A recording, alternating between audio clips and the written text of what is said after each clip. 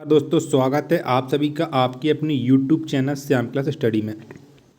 आज की इस वीडियो में लेकर के यूपीएससी एग्जाम में आने वाले हिंदी के 37 महत्वपूर्ण प्रश्न जो आने वाली यूपी पुलिस की परीक्षा में आपको हमारे इन्हीं प्रैक्टिस सेटों से प्रश्न देखने को मिल जाएंगे। तो आप सभी से एक निवेदन है कि आप सभी उस प्रैक्टिस सेट को पूरा लगाइएगा। प्रैक्टिस सेट को पूरा लगाने के बाद आपको अपना स्कोर कमेंट बॉक्स में कमेंट करके बताना कि आपने हमारे इस प्रैक्टिस सेट में कितने प्रश्न सही किए और आप हमारी वीडियो यूपी के किस जिले से देख रहे हैं।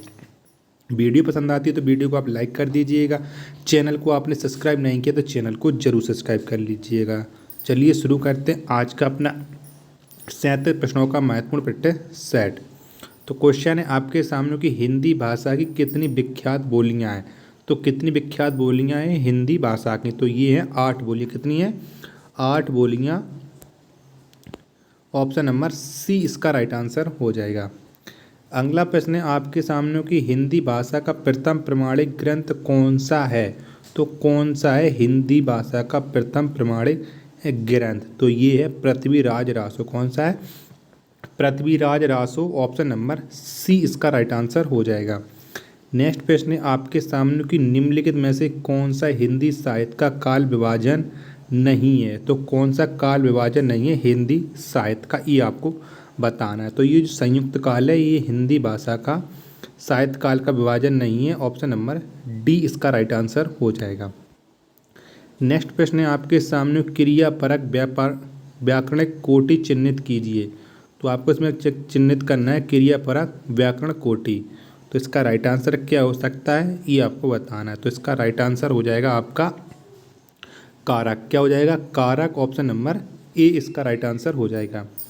चूड़ी अच्छी थी में थी कौन सी क्रिया है? तो इसमें थी कौन सी क्रिया ये आपको बताना है। तो कौन सी क्रिया है थी? तो ये है योजक क्रिया। कौन सी है? योजक क्रिया। ऑप्शन नंबर ए इसका राइट आंसर हो जाएगा। Option number A.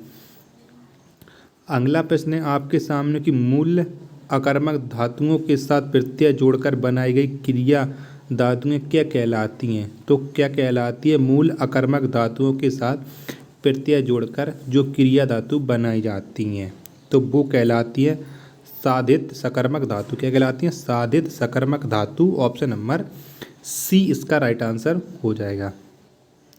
नेक्स्ट प्रश्न है आपके सामने कि सारंग ले सारंग चल कई सारंग की ओट सारंग झीनो पाई के सारंग कई कई चोट उत्त पद में कौन सा अलंकार है? तो इसमें कौन सा अलंकार है ये आपको बताना है। तो कौन सा अलंकार? तो इसमें अलंकार है यमक अलंकार। कौन सा है? यमक अलंकार। ऑप्शन नंबर सी इसका राइट आंसर हो जाएगा। अगला प्रश्न है आपके सामने कि जुगुप्सा का स्थायी भाव किस रस से संबंधित है। तो जुगुप्सा का स्थायी भाव किस रस से संबंधित है ये आपको बताना। तो ये है विभक्त रस से संबंधित। किससे? विभक्त रस से संबंधित। ऑप्शन नंबर सी इसका राइट आंसर हो जाएगा। नेक्स्ट प्रश्न है आपके सामने कि निम्नलिखित में से कौन सा छंद प्रकार नहीं है। तो इन निम्नलिखित में से कौन सा एक छंद का प्रकार नहीं है ये आपको बताना है। तो ये जो दृष्टांत है ये छंद का प्रकार नहीं है। ऑप्शन नंबर ए इसका राइट आंसर हो जाएगा। नेक्स्ट प्रश्न है आपके सामने कि दीर्घ संधि गुण संधि वृद्धि संधि यण संधि व अयादि संधि संधि के किस मूल के भेद के अंतर्गत सन्निहित हैं। तो ये किसके भेद हैं ये आपको बताना है, यानी किसके अंतर्गत ये आते हैं। तो ये आते हैं स्वर संधि के अंदर। किसके? स्वर संधि के अंतर्गत। ऑप्शन नंबर बी इसका राइट आंसर हो जाएगा। बताया गया कि निर्दिष्ट प्रश्न संख्या 49 और 50 उपयुक्त समास चिन्हित कीजिए। यानी 49 और 50 में आपको समास बताना है कि इसमें कौन सा समास है। तो पथभ्रष्ट इसमें कौन सा समास है ये आपको बताना है। तो कौन सा समास है पथभ्रष्ट में? तो इसमें समास है तत्पुरुष समास। ऑप्शन नंबर सी इसका राइट आंसर हो जाएगा। नेक्स्ट प्रश्न है आपके सामने कि अष्टाध्यायी। तो अष्टाध्यायी में कौन सा समास है? तो अष्टाध्यायी में समास है द्विगु समास। कौन सा है? द्विगु समास। ऑप्शन नंबर बी इसका राइट आंसर हो जाएगा।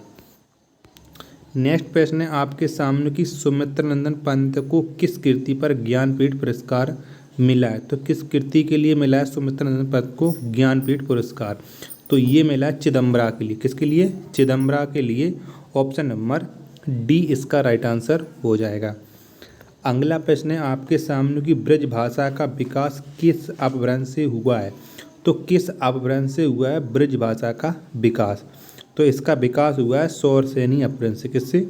सौरसेनी अपभ्रंश से। ऑप्शन नंबर ए इसका राइट आंसर हो जाएगा।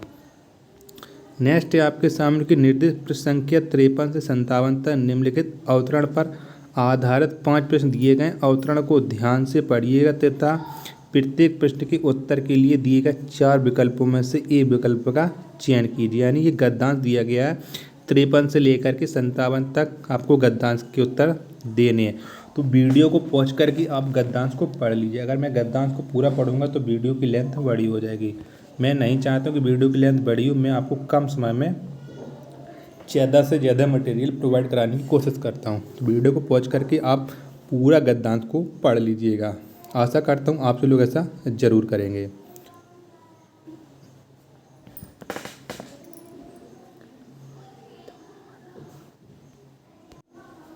तो आप सभी लोग गद्यांश को पढ़ चुके होंगे। अब आपको गद्यांश के प्रश्नों के उत्तर मिला के चलना है।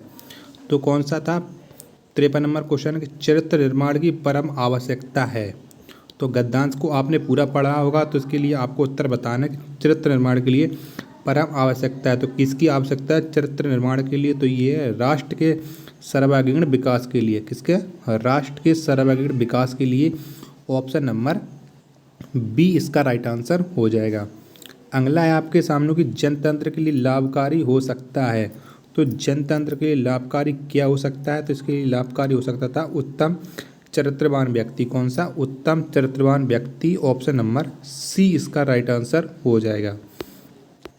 अगला प्रश्न है आपके सामने कि उन्नत राष्ट्र के लिए विकास का प्रथम सोपान है। तो उन्नत राष्ट्र के लिए विकास का प्रथम सोपान क्या है ये आपको बताना है। तो प्रथम सोपान है भ्रष्टाचार के प्रति निषेधात्मक वातावरण। क्या हो जाएगा? भ्रष्टाचार के प्रति निषेधात्मक वातावरण। ऑप्शन नंबर ए इसका राइट आंसर हो जाएगा। अगला प्रश्न है आपके सामने कि अप्रगतिशील रूप में मजाक उड़ाया जाता है जो। तो अप्रगतिशील के रूप में किसका मजाक उड़ाया जाता है? तो ये मजाक उड़ाया जाता है भारतीय संस्कृति में जीवन बिताना हो चाहिए। यहाँ पर जीवन बिताता है। ऑप्शन नंबर डी इसका राइट आंसर हो जाएगा। अगला प्रश्न है आपके सामने कि भारतीयता के प्रति हीन भावना का कारण है। तो भारतीयता के प्रति हीन भावना का क्या कारण है? तो हीन भावना का कारण लॉर्ड मैकाले की शिक्षा पद्धति। क्या?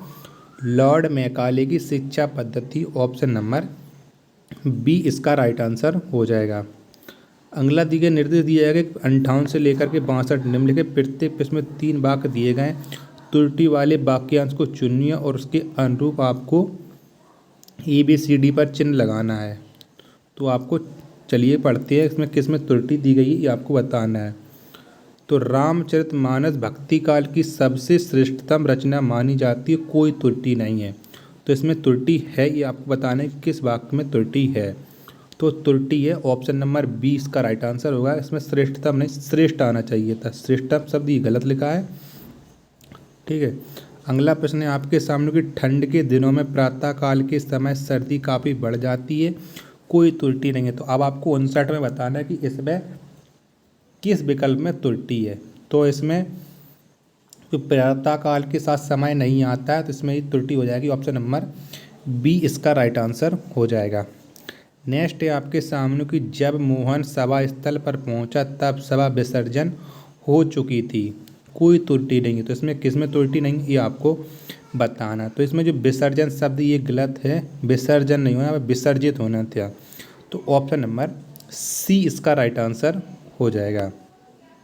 अगला है आपके सामने कि मैं जिस बस से जा रहा था वह बहुत भरी हुई थी, कोई त्रुटि नहीं है। तो इसमें किस वाक्य में त्रुटि नहीं ये आपको छांटना है। तो इसमें किसी भी में त्रुटि नहीं है। ऑप्शन नंबर डी इसका राइट आंसर हो जाएगा।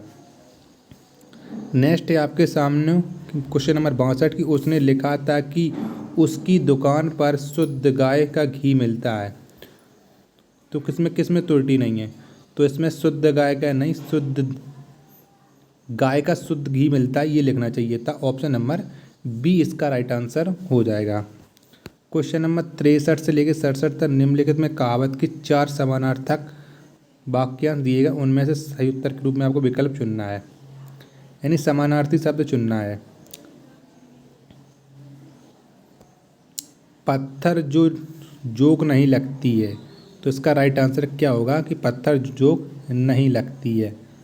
तो इसका राइट आंसर हो जाएगा हड्डी पर कोई प्रभाव नहीं पड़ता है। ऑप्शन नंबर डी इसका राइट आंसर हो जाएगा।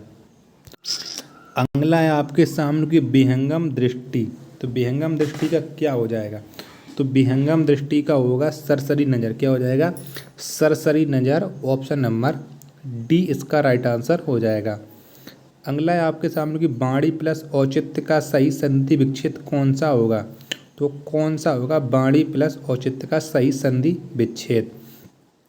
तो इसका सही संधि विच्छेद हो जाएगा बाणोचित्त। कौन सा? बाणोचित्त। ऑप्शन नंबर ए इसका राइट आंसर हो जाएगा। अगला क्वेश्चन है आपके सामने अनवीक्षण का सही संधि विच्छेद। तो अनवीक्षण का संधि विच्छेद क्या होगा? तो इसका संधि विच्छेद हो जाएगा अनु प्लस ईक्षण। क्या? अनु प्लस ईक्षण। ऑप्शन नंबर ए इसका राइट आंसर हो जाएगा। शीतुर्तु का सही संधि विच्छेद बताना है। शीतुर्तु का संधि विच्छेद, तो इसका संधि विच्छेद क्या हो जाएगा? तो इसका संधि विच्छेद हो जाएगा शीत प्लस ऋतु। क्या? शीत प्लस ऋतु। ऑप्शन नंबर सी इसका राइट आंसर हो जाएगा। निर्देश बताया गया कि 68 से लेकर 70 तक निम्नलिखित वाक्य में उनके प्रथम तथा अंतिम वाक्य अंश संख्या 1 और 6 के अंतर्गत दिए गए बीच वाले 4 या अलावा के अंतर्गत बिना क्रम के हैं चारों अंशों को उचित क्रमानुसार व्यवस्थित कर सही विकल्प को चुनिए। तो आपको मिलाना है, यानी पहला और छठा लास्ट में रहेगा और या अलावा इनके अकॉर्डिंग आपको विकल्प छांटना है। तो चलिए मिलाते हैं। समय को परखने वाला, इसके बाद आपको क्या हो जाएगा? समय को परखने वाला, रंग से धनाढ़ और समय की उपेक्षा करने वाला करोड़पति से भिखारी हो जाता है। ये सही बैठेगा। तो ऑप्शन नंबर इसके लिए सी इसका सही राइट आंसर हो जाएगा। अगला आपके सामने के भारतीय गांवों के, इसके बाद आप कौन सा शब्द आएगा कि भारतीय गांवों के सुधार के लिए अभी भारत सरकार को और राज्य सरकारों को बहुत प्रयत्न करना होगा। तो पहले कौन सा आ जाएगा? भारतीय गांवों के सुधार के लिए। तो सुधार के लिए रा पहले आएगा, रा, उसके बाद अभी भारत सरकार को, फिर उसके बाद या और राज्य सरकारों को, उसके बाद ला और लास्ट में बावकील, यानी ऑप्शन नंबर बी इसका राइट आंसर हो जाएगा। नेक्स्ट है आपके सामने की समाचार पत्रों में प्रकाशित विज्ञापनों द्वारा लोग उपयोगी आवश्यक और उत्तम पदार्थ से परिचित होते हैं। तो इसका राइट आंसर हो जाएगा ऑप्शन नंबर डी। नेक्स्ट है आपके सामने की राम सीता से सुंदर है, इस वाक्य में कौन सा कारक है? तो इस वाक्य में कौन सा कारक कि राम सीता से सुंदर है? तो इस वाक्य में कारक है अपादान कारक। क्या हो जाएगा? अपादान कारक। ऑप्शन नंबर बी इसका राइट आंसर हो जाएगा। नेक्स्ट है आपके सामने की निम्न में कौन सा व्यंजन स्पर्श संघर्षी है? तो कौन सा व्यंजन स्पर्श संघर्षी है निम्न में? तो ये जो जा है ये स्पर्श संघर्षी है। ऑप्शन नंबर ए इसका राइट आंसर हो जाएगा। अगला प्रश्न है आपके सामने की हिंदी आकृति की दृष्टि से निम्नलिखित में से किस प्रकार की भाषा है? तो हिंदी आकृति की दृष्टि से किस प्रकार की भाषा है? तो ये आकृति की दृष्टि से श्लिष्ट योगात्मक भाषा है। ऑप्शन नंबर सी इसका राइट आंसर हो जाएगा। अगला है आपके सामने की सकल का अर्थ क्या होता है? तो सकल और सकल का अर्थ क्या होता है? तो इसका अर्थ होता है संपूर्ण और अंश। क्या? संपूर्ण और अंश। ऑप्शन नंबर सी इसका राइट आंसर हो जाएगा। लास्ट प्रश्न है आज की इस प्रैक्टिस सेट का कि हे राकेश यहाँ आओ, इस वाक्य में कौन सा कारक है। तो कौन सा कारक है, तो इसमें कारक है संबोधन कारक। ऑप्शन नंबर बी इसका राइट आंसर हो जाएगा। तो अब आप बताइए कि आपने आज हमारे इस प्रैक्टिस सेट में कितने प्रश्न सही किए हैं और आपको ये वीडियो कैसी लगी। वीडियो पसंद आई हो तो वीडियो को आप लाइक कर दीजिएगा। चैनल को आपने सब्सक्राइब नहीं किया तो चैनल को जरूर सब्सक्राइब कर लीजिएगा। मिलते हैं अपन नेट प्रैक्टिस सेट में, तब तक के लिए धन्यवाद। जय हिंद प्यारे साथियों।